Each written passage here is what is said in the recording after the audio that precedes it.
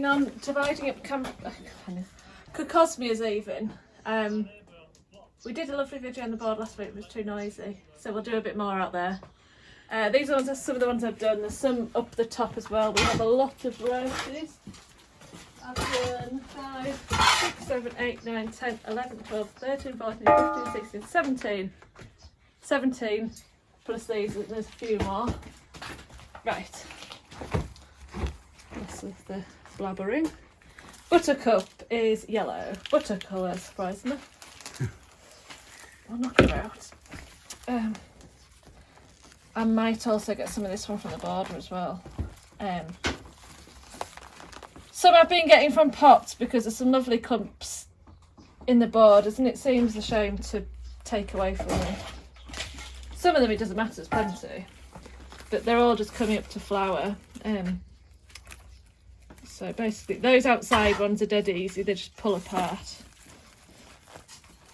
That's when you get into the blocky bits. It's a bit more difficult. So I'm just literally pulling them apart. They're easy, they seem to take with not much root, and then when you get into more this, you have to really prise. You can hear it ripping. Yeah. These are young plants, so if you were doing this in the border, they'd look completely different. You'd have a lot of old corns. It would be probably trickier. It's quite good pulling the old corns. So literally, I'm just pulling them apart. It's not difficult, it's not brain science. When you were a kid, were you a picker? Did you like pick wallpaper and? Yeah, I think I was actually. Yeah. And just pick things apart. That's probably why you quite like doing that. So see those?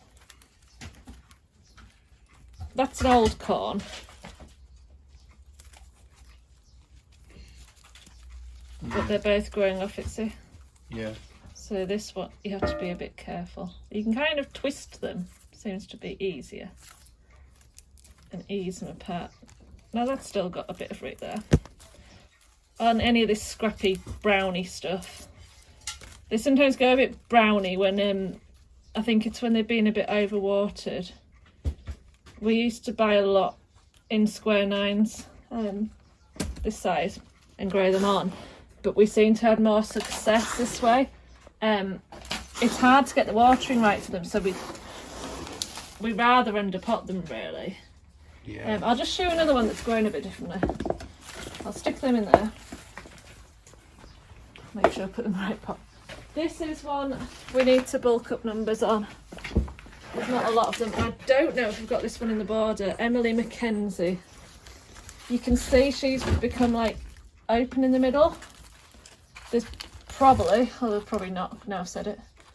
There's probably a load of crap in the middle. Some grow differently, like these tall ones seem to grow a lot more open, whereas the grassy ones, you can't see from these because I've written them down,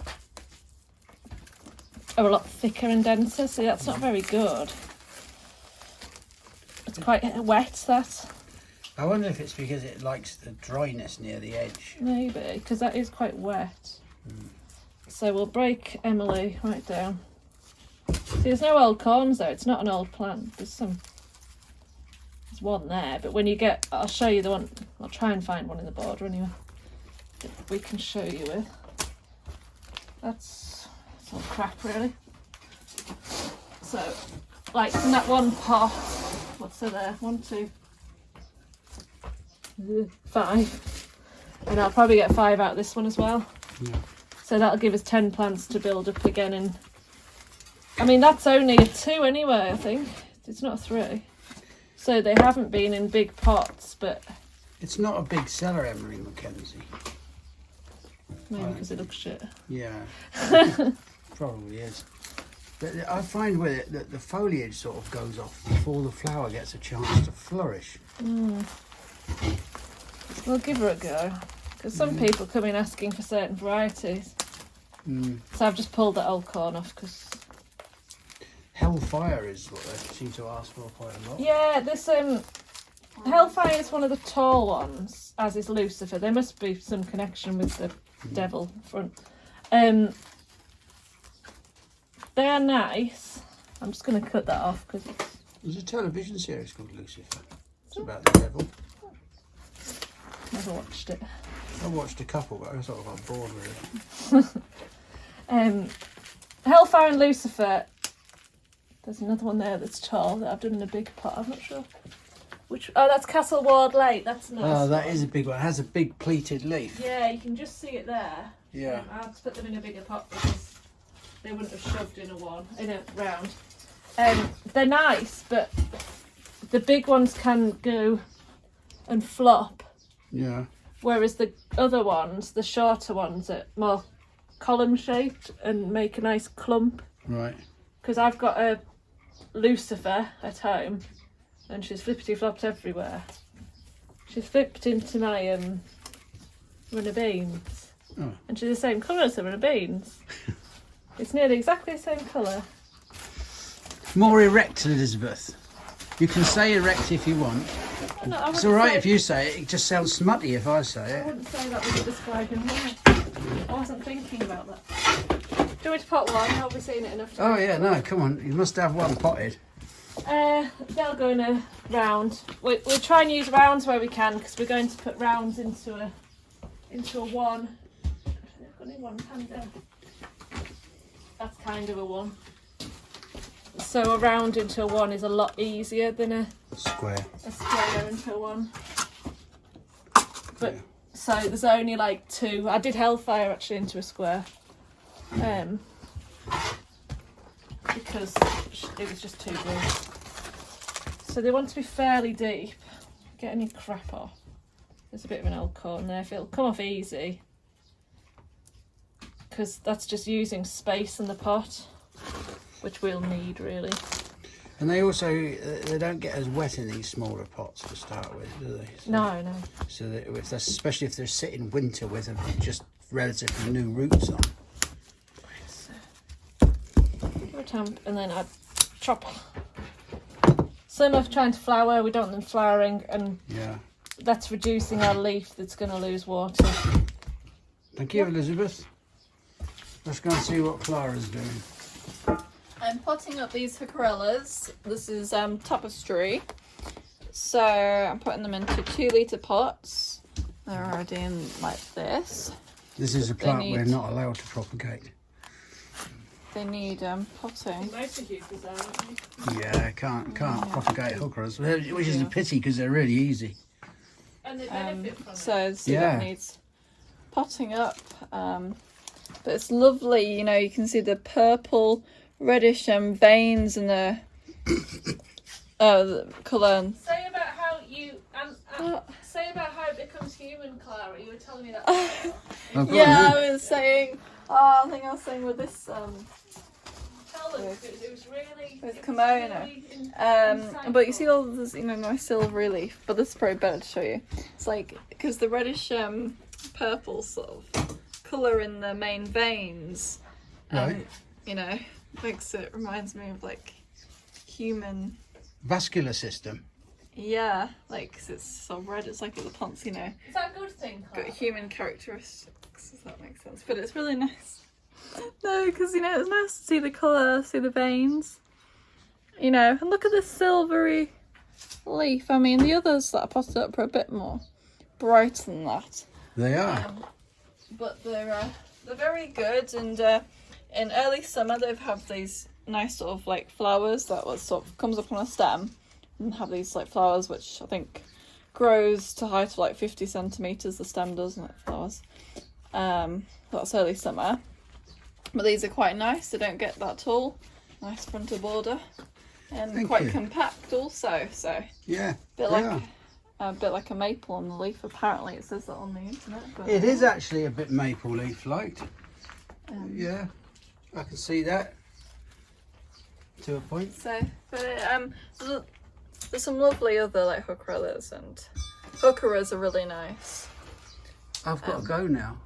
I I'm know getting you the do. bell. Go and get the bell. To save your scabby asses. I'm putting Sorry. myself out there, getting I'm the just bell. trying to, you know.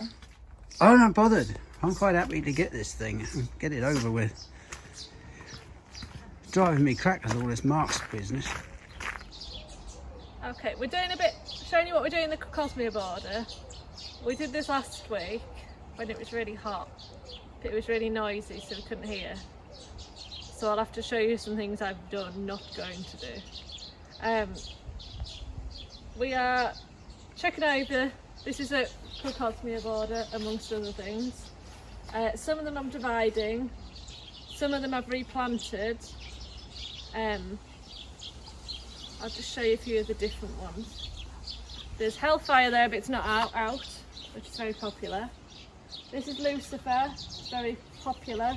I was saying in the potting shed that a lot of the big ones can flop a bit, which is always a bit of a shame. So if you had that at the back of the board, it wouldn't be unsupported, it would probably work a bit better. Honey Angels is a lovely yellow. The yellows are very popular. They can be easier to fit in than the bright of the orange, which can be hard to fit into a border sometimes. Goldfinch, I've put a new one of them in because it disappeared. That's one of these grassy short ones. They're not as popular, but they definitely do a job. I've seen them in a few places when people have a little very narrow border, long, where you can't really get to very easily. They just have a big line of Crocosmia, and when they're not flowering you get the spike, the nice foliage, so they're a job for that. Twilight Fairy Gold is a gold coloured one, but it's very weak. Any of these bronze ones are generally weaker, like Saracen here, which is about gone extinct. Saracen's very weak. Yeah, but it is a lovely flower on Saracen, if you can get it going. If you can get it to flower. But yeah, it is a bit weak. One of the yellows, Paul's Best Yellow. That must be quite an early flowering one actually. They tend to come in different phases, so you could have a few different ones and cover a few different, and cover quite a long period of time. What's this? We had a very exciting moment in our first video when we found Colleton Fishacre in the middle of a campanula. Wasn't that one? I think it was here. So it had tried to escape the campanula. So I dug all them up, got the campanula out, and just repotted them, and I put an older one in. This is an interesting one. This is one of, you get some that like pinky peach, which are a bit easier to fit in, such as this one, Culzean Castle. You sometimes see it, I think it must be the same as Culzean Pink and Culzean Peach. From Malcolm's friend, It was introduced by Michael Wickenden at Cali Gardens. Scotland. Yes. He was a plant collector and hunter.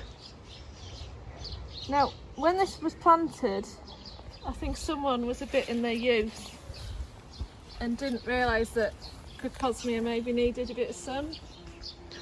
But actually, they've not done so bad. This is quite a lot of shade, horrible old conifer. And Lake Okavango, which is a bright orange, that is going to flower. This is Misoniorum. which is a species type, which is perfectly nice in itself. Quite a big floppy one that. Then just a few more here. One of the very grassy ones, Comet. Little, not particularly exciting flowers, but lots of flowers. What's that one? Limpopo. Limpopo. Sorry, I didn't know that was Limpopo. I hope I haven't cocked up. Citronella, another yellow. I think John Boots is yellow. Mistral. I haven't bothered doing this one. It's a bit unexciting, to be honest, and there isn't a lot there. This I like. orange devil. A big, very orange open flower. Yeah, some of these you got, didn't you, from like the Crocosmia National Collection or something like that? Tiny things and we bulked them up. One's There's a lot like very similar. Mistral. I think Merriman's another one. That Yeah, one's I think actually quite Merriman nice. has. That's a nice When colour. you actually get into them, they're nice. And this Challa, oh no, it's cadenza. I thought that was Challa. Cadenza is another. It's slightly peachy again. You can see there. Actually, they look quite pink. Them, don't they? Yeah, before they open. I had a bit of a sort out here. They were all growing into each other. So I've just, anything in between I've dug up and chucked out basically. So we have nice, clearly defined clumps. Yeah, they sort of ran a bit because I planted this border when I'd only been here like a couple of years, or when I just started full time, and I got to this sort of end and I just thought I'll bung them all in. Yeah, Any I've got left I'll bung them all in before the bridge, and yeah, they kind of ran into each other a bit, but Liz has tied it up very nicely. There's a lot of dislike about Crocosmias. A lot of the old Montbretias people have their garden absolutely full of them, and they find corns everywhere and can't get rid of it. I was working up by the Crocosmias the other day and all I could hear was, oh, not them bloody things. But a lot of these varieties don't run a lot. I have shown on another video years ago, I've shown you like these. I have tied it up around the edges, so they have been slightly altered. But a lot of them are, like even this, that's obviously quite a grassy one, but it's not running all over the place. There is one somewhere that does, and you can see why. I like them.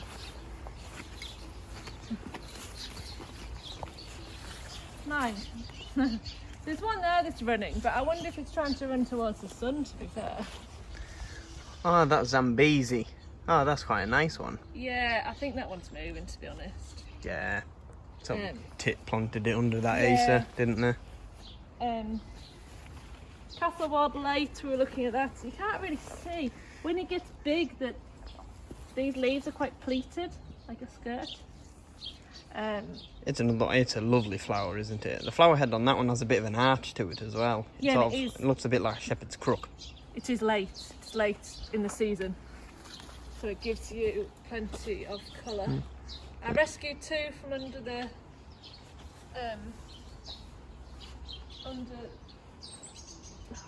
mine doesn't work anymore. Ceanothus. Ceanothus up there. I think we'd planted them and the Ceanothus had grown a bit bigger. So Yeah. this one here, it's not really the time to plant. So I took them, but I maybe should have planted a bit deeper, to be fair. But it's hellish rocky here, which I think does well for them because they do like decent drainage. Venus was trying to flower under here. So while they do like sun, they will put up a shade to a certain extent. It was alive but not thriving. Yeah, I'd probably say. it wasn't that bad, to be fair. And that's about it with this cosmos. There's a few more when they come out. They're a good thing. They're easy. We find them perfectly hardy. Some people reckon they're not too hardy. When I bought them from the Crocosmia Society or whoever it was, they said bury them a bit deeper if you're in a cold place so the bulbs are further down away from the frost, which made perfect sense. You couldn't really do this here because you can't bloody dig it. Right, I'll do some work. Right? We have one called Zambezi here. You can't see it from the path. You can't see it from this side. And it's under this rather nice but completely in the way Acer. So what I'm going to do, if I can, without falling in the stream, you need to get quite there. Quite deep. I'm going to dig it up, start it off again in pots. I think about spade it, it's quite a nice spade. And then when we have a nice clump of it, because this is running away, I think, from the shade. You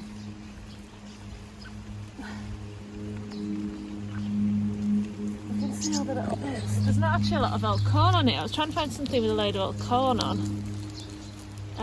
So I'm just going to shove them in there. And I'm going to start again and have a nice, I reckon it's a nice flower.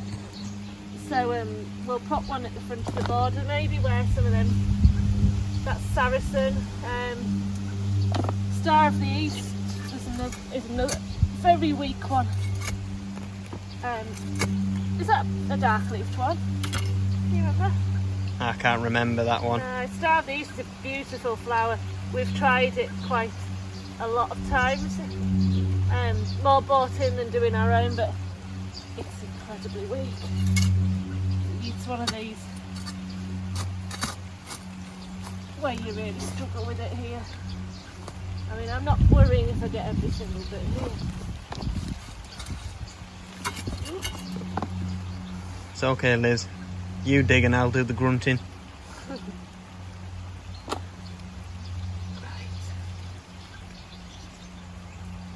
So we may as well leave the soil here. I don't know what that is. I don't think that'll be. We do sometimes.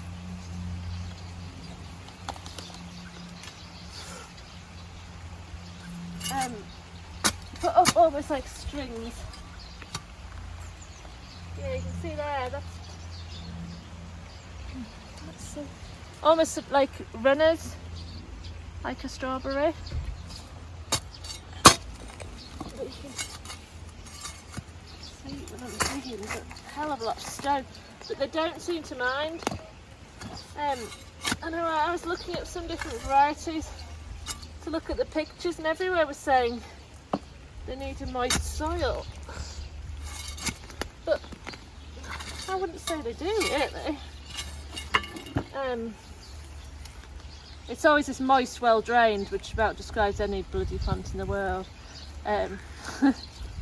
When we buy plants with labels in them, it's very unusual for them not to say this needs a moist, well drained soil. No imagination. Well, kind of. I don't really understand what's But ideal. they're saying that to not mind the soil, so long as they're in somewhere that's nice and sunny enough, really. Yeah, and they wouldn't want like a boggy spot at all. We saw before in the potting shed some of the pots that got a bit wet. They go horrible. The bleh. The leaves go like this. Leaves go browning. Yeah, they look terrible. I don't think that's probably what's happened there. But we'll get some of these potted up, and then we'll probably put a nice big clump out and have it so you can actually see it, and then we have some in stock as well. This is some more of my ingenious planting work, planting a hosta at the base of a conifer. It's clearly been happy enough there, hasn't it, Liz? It's definitely not dried out there. Oh yeah, that looks a bit ropey. Are they, I was young and dumb. We started this off as a hosta and Crocosmia border, which was a really nice idea, but they don't. Needed better execution, I would say. Well, they don't really like. Well, I wouldn't say they're like the same They don't like the same place. conditions. So, I think the idea ended up being because we had loads of hostas, loads of Crocosmias, let's bung them all in the same spot together. And we had this border to read it. Yeah, because I think there's about 30 odd varieties of Crocosmia and I think about 60 odd of hostas. I mean, the hostas, if it got away, they'd look marvellous. And just looking at that Crocosmia there, we have no idea which that one is. It just sort of found its way there. It was there when we did the border, and it, again, it's a bit tall and floppy, but I think it's quite a nice flower. These tall floppy ones, if you have them in the right place, they're not as bad. There's a nice. This is Primula.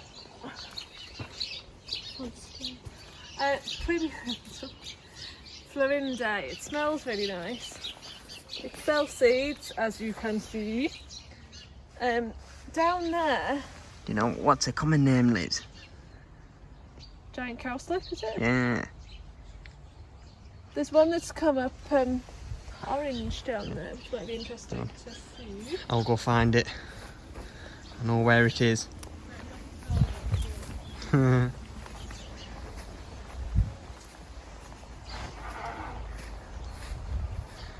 it is, in the back there. Now you can actually, well, they're not strictly unusual, like you can find orange Primula florindes to buy. For us it is, because it's just a chance seedling. Actually, there's one in the background over there. That's why it's often worthwhile just letting some things go to seed and leaving some bits of ground undisturbed, because you get little oddities such as this. And whilst it's not necessarily striking, it's just something different and unique. I was trying to show you before, I only had young plants, about what these Crocosmia do. You can see here, this is cadenza. Might as well show you the flower. A tubular one. Yeah. I quite like it. Just get rid of that, it's no use to us. Are you taking the flowers home? I've got loads already. I've got loads from last week. You can see here all the old corns, because this is quite congested. So they simply, this is, you might have to do this with an old clump. Sometimes they start rising out the ground. Euchres sometimes rise out the ground too. It sounds a bit biblical. Probably because they're rhizomus. Euchres? Yeah. Are they? Yeah, rhizomus perennial. Yeah.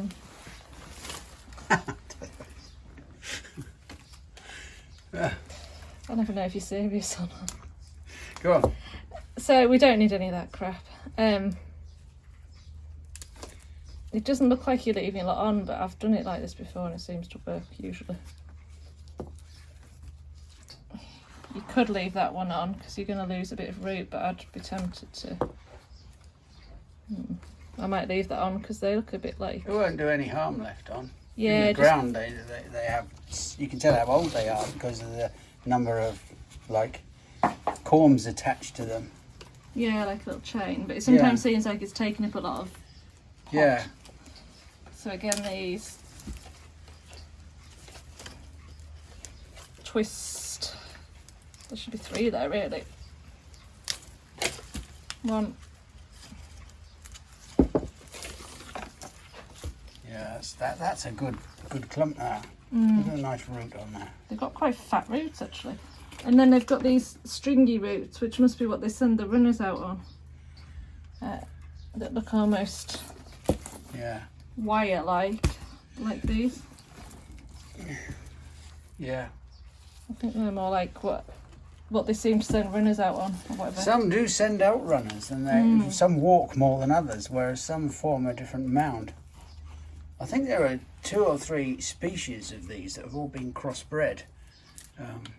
There's a South African species, and then there's the old one, the old Monbretia. Which everyone hates. Which everyone seems to hate, yeah. You'd be wary of. I was saying that before. Yeah, that's a definite walker. Thank you, Elizabeth.